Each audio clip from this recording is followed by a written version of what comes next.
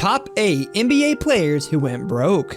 Before we start, I would want you to hit that red subscribe button so you never miss out on any of our videos. Hey guys, what's up? Welcome back to NBA Orb. Could you imagine being a millionaire in your 20s? It's hard to imagine the types of trouble you would get into and the wild different things you would spend such money on at such an age. Well, the 8 players on this list did just that. They earned millions of dollars while barely being able to drink legally. Some of the guys on this list made much more than $1 million. Some of these guys reached hundreds of millions earned and still lost it all. Number 1, Derek Coleman. Earnings $91 million. Sports Illustrated once wrote of Derek Coleman that he played just well enough to ensure his next paycheck. Well, apparently he didn't ensure enough of them, as Coleman's $91 million in career earnings dwindled thanks to a slew of failed business ventures in, stop us if you've heard this one before, Detroit, Michigan. Despite business interests that included ownership stakes in a Hilton hotel and various fast food chains, Coleman filed for bankruptcy in 2010, owing $2.19 million to between 50 and 100 creditors. Number 2, Eric Williams. Earnings $40 million. In 2004, Eric Williams was playing alongside a rookie LeBron James on the Cleveland Cavaliers. A decade later, the 12-year NBA veteran who made nearly $40 million was homeless. Legal documents acquired by TMZ Sports showed that a court-ordered citation could not be delivered to Williams' home address because he had no home. The citation was in reference to Williams being $24,000 behind in child support to a woman in Colorado.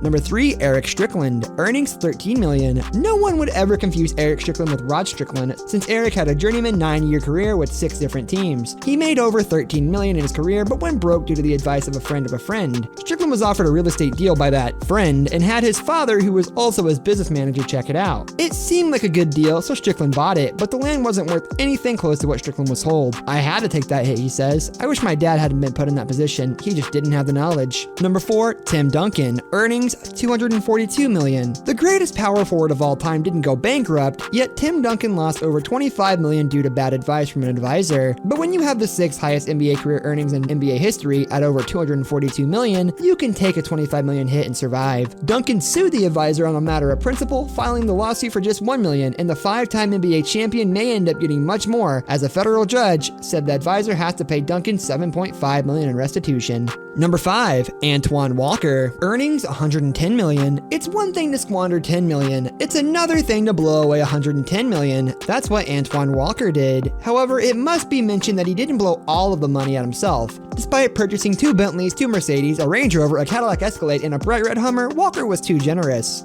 His generosity led to his bankruptcy. He would support 70 friends and relatives with allowances that made him yet another cash-strapped former NBA star.